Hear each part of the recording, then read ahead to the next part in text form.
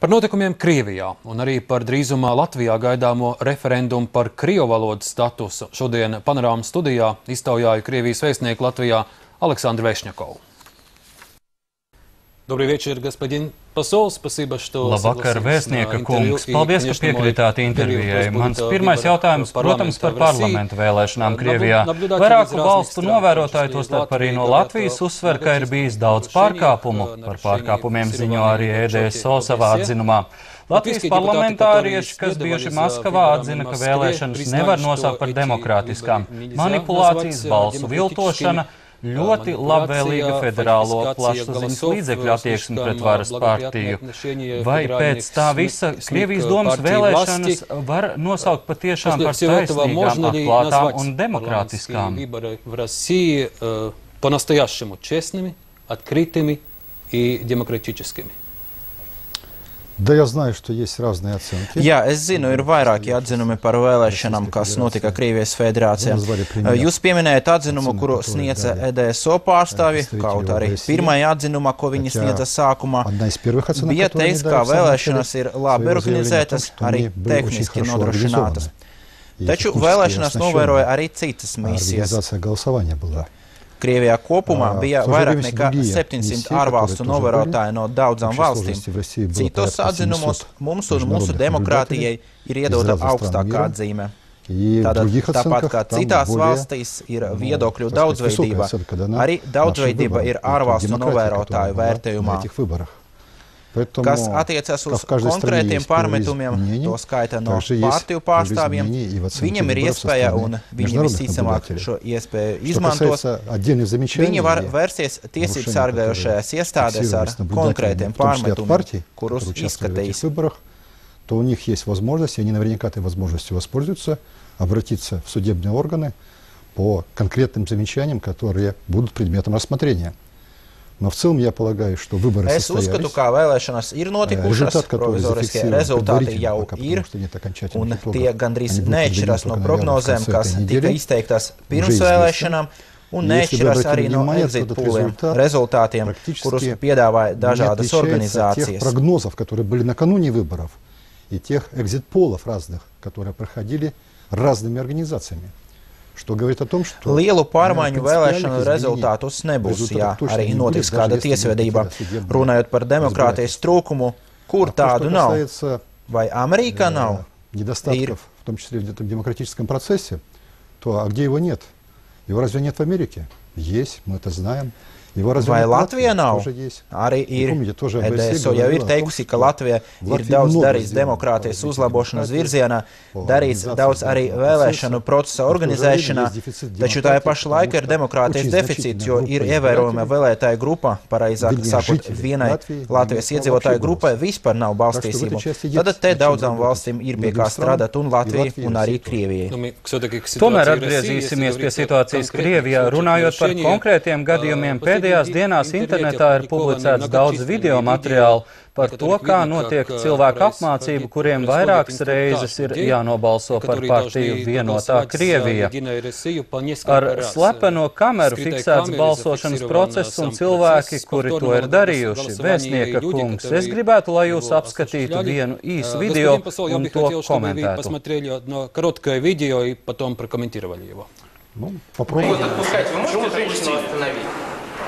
Одну секунду. Вы можете женщину? Vai jūs varat apturēt to sievieti? Vienu sekundi. Vai jūs varat to apturēt? Pagaidiet. Apturiet lūdzu šo sievieti.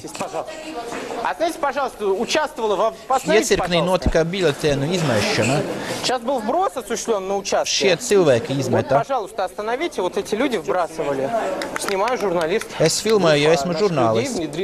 Mūsu cilvēku grupa ir iefiltrējusies šo cilvēku vidu, kuriem ir jāiemet biļeteņi.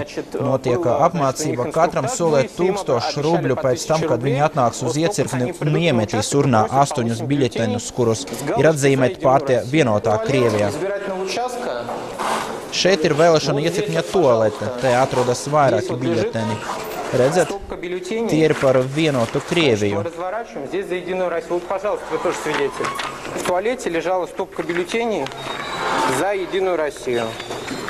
Вот сколько здесь. Давайте считать. Раз. Skaitīsim. 1, Единая Россия. 2. Единая Россия. 2 vienota Krievija. 3. Единая Россия. Вот здесь вот сейчас нашел, вот засняли на видео. 3. 4. 4. 5. 5. Вот сколько здесь? Lūk, šis ir tikai viens piemērs. Internetā tādu var atrast daudz. Kā jūs to varat komentēt? Šīs konkrētais gadījums ir jāizskata, arī citi gadījumi, īpaši, ja tie ir safilmēti. Ir arī jāskatās, vai tā nav bijusi provokācija no filmēšanas organizētāju puses. Varbūt šis ir mēģinājums mākslīgi radīt šo sarežģījumu.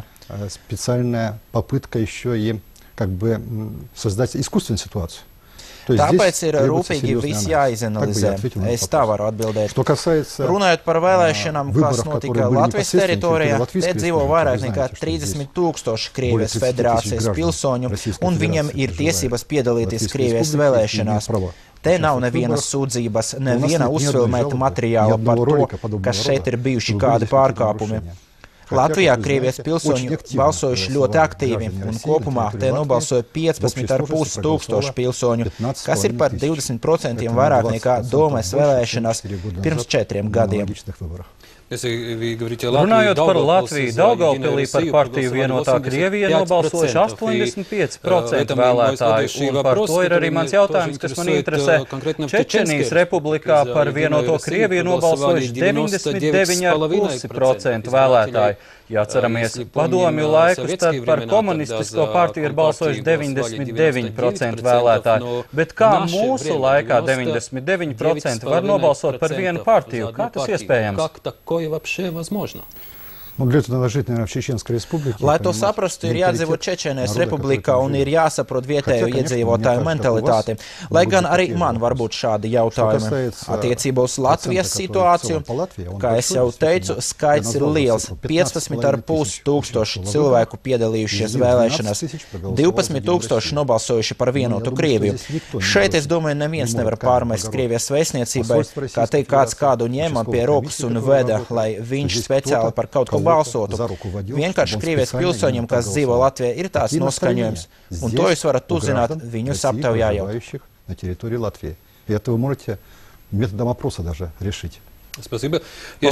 Jau vairākus vakarus Maskavā un citās Krievijas pilsētās notiek protesta akcijas. Cilvēki protestē pret vēlēšanu rezultātiem un pret to, kā vēlēšanas notika.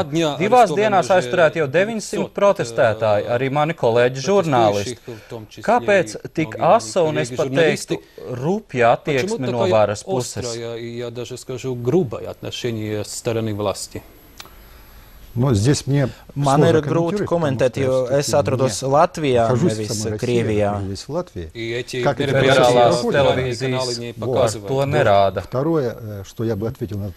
Otrais, es teiktu, ka jebkura vara vienmēr asi rēģē uz jebkādu mēģinājumu apvainot to mahinācijas. It īpaši tāpēc, ka bieži vien šie apgalvojumi nav pamatoti. Tāpēc vajag skaidrot pamatīgi un lieki nenervozēt. Ne tiem, kuri zaudēja, ne vārai.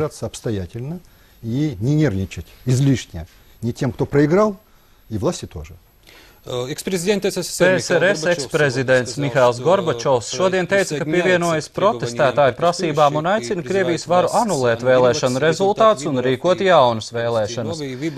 Es gribu citēt Gorbačovu vārdus. Ar katru dienu arvien vairāk Krievijas iedzīvotāji netic tam, ka paziņotie rezultāti ir godīgi. Un sabiedrības viedokļu ignorēšana diskreditē varu un destabilizē situāciju. Vai Krievijas vara ieklausīsies Gorbačovu vārdos? Es jau teicu, ka ik viens pārkāpuma gadījums ir rūpīgi jāizanalizē. Lietojot Krievijas likumus, var ļoti asi rēģēt uz visiem pārkāpumiem.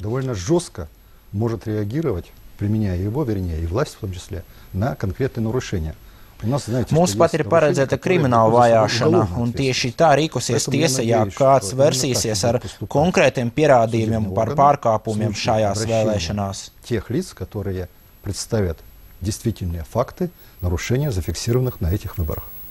Lietuvas prezidente Daļa Grybauskaite Viļņā notikušajā EDSO sanāksmē teica, ka pie Baltijas robežām no austrumu puses ir palielināts bruņojums un ļoti bieži notiek militāras mācības. Tāpēc ļoti svarīgi, ka mūsu reģionā atrodas NATO spēki, tā Lietuvas prezidente. Ja Krievija palielina bruņotos spēkus pie mūsu robežām, kāds tam ir iemesls? Man nav tādas informācijas, kā pie Baltijas valstu robežām notiek bruņotu spēku koncentrācija. Ja kaut kur arī notiek mācības, tad tas notiek arī otrā pusē, un to jūs labi zināt.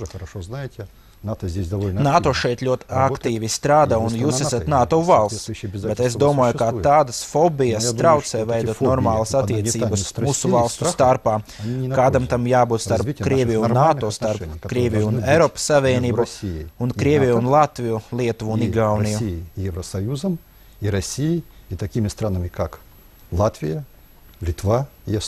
Es esmu par to, lai fobijas nerastos, arī lai prezidenti to nedarītu.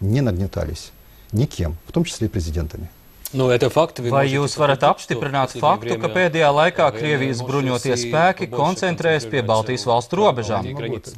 Es nevaru šo faktu apstiprināt. Kā jau teicu, ja analizēsim, kas notiek NATO un kas notiek Krievijas pusē, nekādu pārspēlējumu es neredzu. Un pēdējais jautājums par Latvijas iekšpolitiku. Visticamāk, nākamgad februārī Latvijā notiks referendums par valsts valodas statusu piešķiršanu Krievu valodai. Vai Krievija oficiāli ieņems kādu pozīciju šajā jautājumā, vai jūs paliksiet neitrāli un novērosiet procesu no malas? Jūs jau atbildējāt to, kas notiek Latvijā. Mēs uztveram kā Latvijas iekšēju lietu. Es kā cilvēks saprotu to cilvēku motivāciju, kuri organizēja akciju. Tajā pašā laikā es saprotu, kā šo problēmu ar referendumu nevar atrisināt. Par to, kā problēma pastāv, liecina liels parakstu skaits, kas jau ir savākti. Tāpēc Latvijas varas uzdevums ir saprast, ka problēma reāli ir, tā nav izdomāta, un ir jāmeklē problēmas risinājums. Ja uzskata, ka problēmas nav, tas nozīmē ignorēt vairāku tūkstošu Latvijas iedzīvotāju viedokli.